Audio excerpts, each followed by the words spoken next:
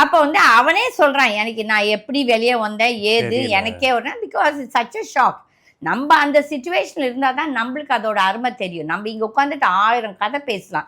இப்படி அது அவன் யார், அவனோட போய் மோடி போய் பேசினாரு இது அதுன்னா, மோடி அவனோட பேசுறதுக்கு இதுக்கும் அதுக்கு சம்மந்தம். ஏன்னா டெஃபினெட்லி ஒரு சர்வைவர் இருந்தால் எல்லாருமே அந்த ஆளை போய் விசாரிப்பாங்க, என்ன ஆச்சு ஏது எப்படி இருக்கீங்கன்னு சொல்லி கேட்குறது வந்து இயல்பு.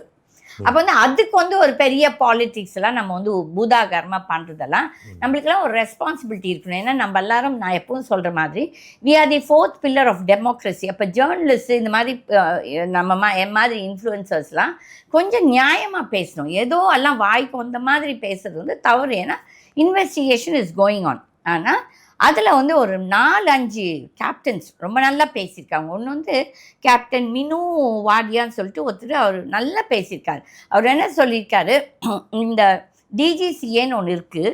அந்த டிஜிசிஏ வந்துட்டு இட்ஸ் ஃபுல் ஆஃப் வந்து ஐஏஎஸ் ஆஃபீஸர்ஸ் அண்ட் பியூரோக்ராட்ஸு. அந்த காலத்தில் ஏவியேட்டர்ஸே இல்லை. அப்போ அவங்களுக்கு என்ன வந்து டெக்னிக்கலாக இதை பற்றி பேசுறதுக்கோ இல்லாட்டி ஒரு பாலிசி போடுறக்கோ அவங்களால என்ன செய்ய முடியும்னு கேட்குற கேள்வி ரொம்ப நியாயமான ஒரு கேள்வி. ரெண்டாவது அவர் என்ன சொல்கிறாரு, இந்த டிஜிசிஏ எவ்வளோ ஸ்லோவாக ஒர்க் பண்ணுது, எவ்வளோ கரப்ட்டு சொல்லிட்டு. அப்போ இதுதான் நம்ம மக்கள் எடுத்து பேசணும். என்னென்னா இந்த டிஜிசிஏ வந்துட்டு எதையுமே ஒழுக்கமாக பார்க்குறதில்ல, செய்யறதில்ல. அதில் வந்து ஃபுல்லாக பாலிட்டிக்ஸ் நடக்குது.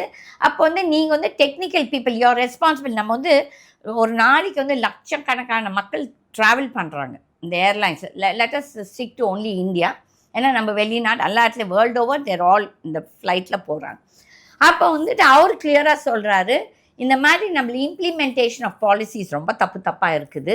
அதுக்கப்புறம் வந்துட்டு அந்த சப்ஜெக்ட் படித்தவனை வந்து அங்கே உட்காந்துருக்கணும். அவன் தான் வந்துட்டு ஒரு எக்ஸ்பர்ட்டாக இருந்து ஐடியாஸ் கொடுக்கணும். இந்த இது கொண்டு வரணும், இந்த சேஞ்சஸ்ன்னு சொல்லிட்டு.